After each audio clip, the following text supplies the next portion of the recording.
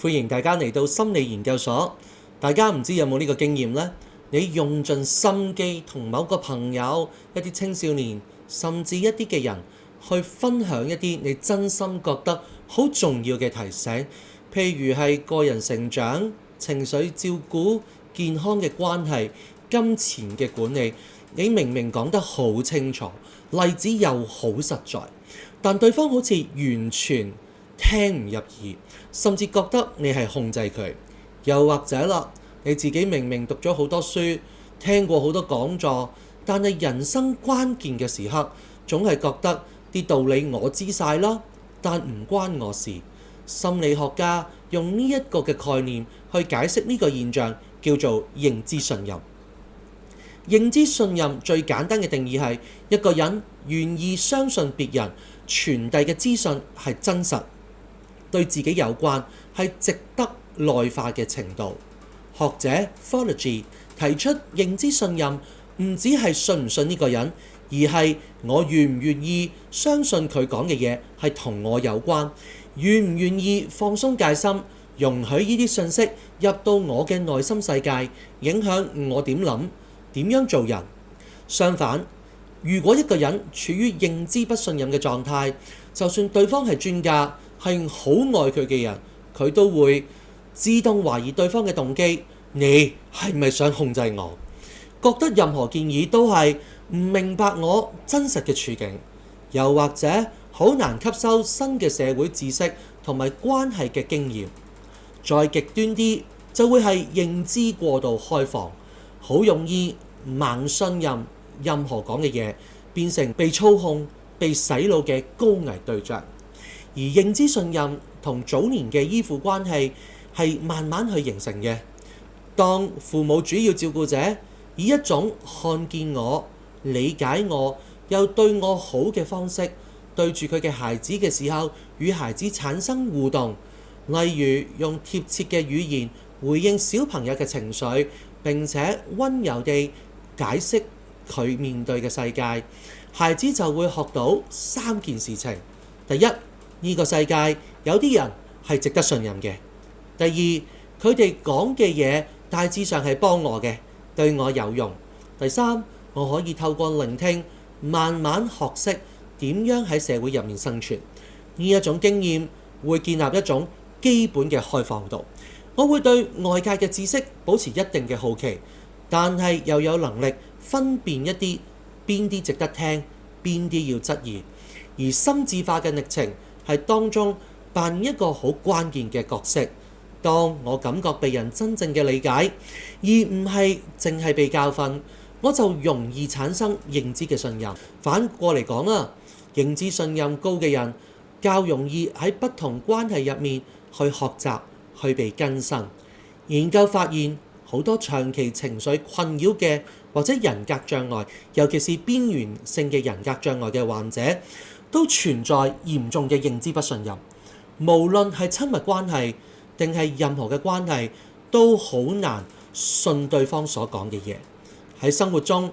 你可能會見到有啲人從小經歷背叛、暴力或者羞辱之後，對任何嘅成年人都抱住你哋講嘅嘢都係假嘅態度。就算你用心陪伴，佢都會覺得你遲早好似其他人咁樣。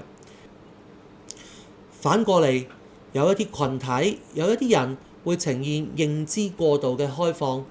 好容易被網上嘅資訊、陰謀論、極端嘅言論牽住鼻走，難以建立一個穩定嘅批判思考同自我嘅界線。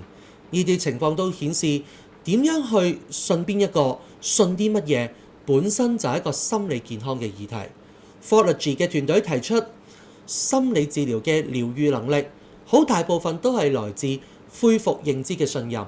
有人真誠持續帶住心智化咁同你互動，令你慢慢再次相信外面有人係值得學嘅，關係中係有可靠嘅資訊嘅，容讓對方先被看見，再被教導。如果對方長期處於一個認知嘅不信任，你越急住灌輸正確嘅觀念，佢就越反彈。相反，當佢感覺到你真係想明白佢嘅處境，情緒同埋佢嘅故事，認知信任就開始微微打開一扇嘅窗口。第二部分，我哋用可被質疑嘅說話方式。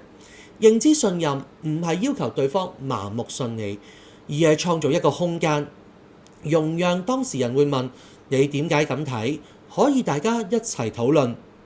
甚至保留大家嘅分歧。呢一種可以對話嘅空間本身就係培養一種比較健康嘅信任嘅模式。第三點，喺群體中示範如何分辨資訊。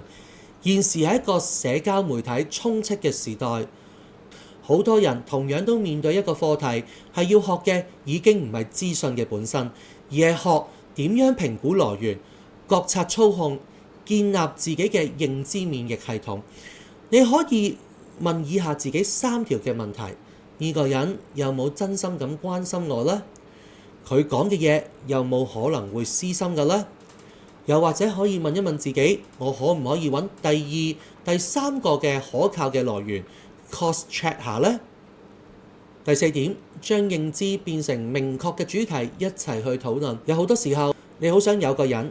讓佢對你嘅認知嘅信任增加，你可以揾個空間同佢討論，你覺得要有啲乜嘢嘅條件，或者點樣去同你傾談，點樣去表達，先至會讓你覺得我講嘅嘢值得讓你思考、認真考慮嘅啦。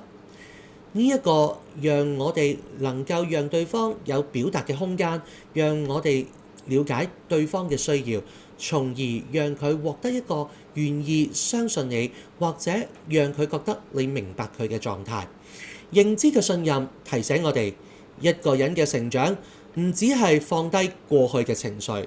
仲包括能唔能夠再次向世界打開多一隻內心世界嘅窗口，容許有可靠嘅人、可靠嘅知識再一次進入一個人嘅生命。當你與人相處嘅時候，如果遇到點講都入唔到去嘅對象，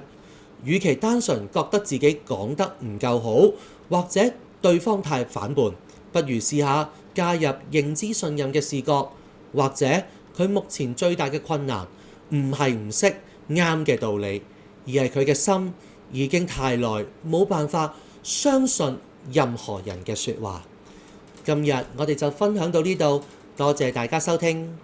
記得 Like、Subscribe 撳埋鐘仔，一有新片就會收到通知㗎喇。